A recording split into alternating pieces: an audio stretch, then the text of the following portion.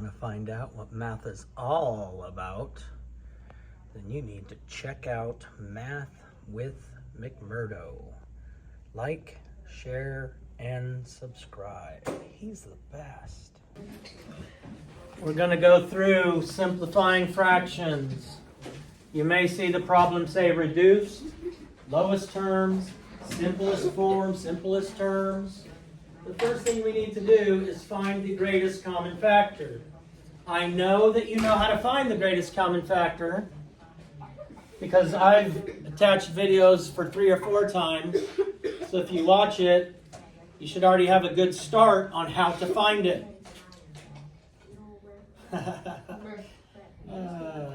But we'll go through it quickly as we work through this. The first thing we have to do is we have to find the factors of our numerator and our denominator. Factors are the two numbers that multiply together that will equal our numerator and denominator. So for example, the number 4, we have the factors 1 and 4, 2 and 2. Now you've done this. You did this when we talked about prime and composite numbers. So is 4 prime or composite? Composite. Prime only has 2 factors, one in itself. So 4 is a composite number. The only even number that is prime is what, Owen? 2 is the only even number that is prime. So is 12 prime or composite? Composite, because it's an even number and it's not 2. Now, we look at 12. 1 and 12. 2 and 6. Wait, what? 3 and 4. And then 3 and 4. Nope, I meant 12. Did yours say 24? Yes. Alright, well, we're doing 12. We're doing 12. Alright. The factors, and I'm going to list them. I'm going to list them in order from least to greatest. So for 4, I have 1, 2, and 4. 12, I have 1, 2, 3, 4, 6, and 12. So those are all my factors of 4. Those are all my factors of 12. Now I need to find the biggest one that they have in common. What is the biggest factor that these two have in common? Annika. 4. 4 is the biggest one they have in common. So my greatest common factor is 4. The greatest common factor is 4.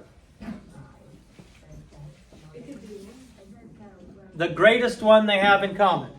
If it is 1, then it's already simplified. You can't simplify it anymore. And simplified means we're using smaller pieces. So instead of 12, we want to try and make it fewer pieces than 12.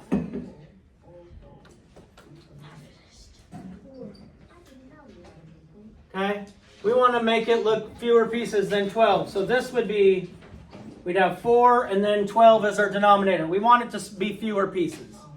Once I know my greatest common factor, which is 4, I divide by that greatest common factor. What I do to the top, I do to the bottom, just like the Math Mansions dude said. So I divide by my greatest common factor.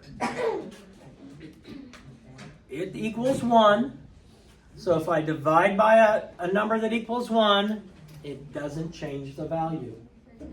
If I divide by a fraction that equals 1, it doesn't change the value. So what is 4 divided by 4? 1. 12 divided by 4? 3. So 1/3. 4 twelfths and 1/3. They're equivalent, but our goal is to get the fewest pieces possible.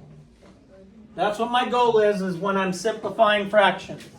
Now I know these two fractions are equivalent, and we've been talking about equivalent fractions for a little bit. When we have the pictures, and we'll do some more with the pictures, and you'll be able to shade in. You'll be able to see if they're equivalent. But this is how it's done. Questions on this? No. Okay, and we'll practice more. We'll practice more later, so don't chill. Maruska? 1/3 is this one because well, yeah, never mind. For the next one, it is 1/3. We live with the right mindset. We can do anything. So keep a positive attitude, believe in yourself, work hard, and don't be afraid if you fail.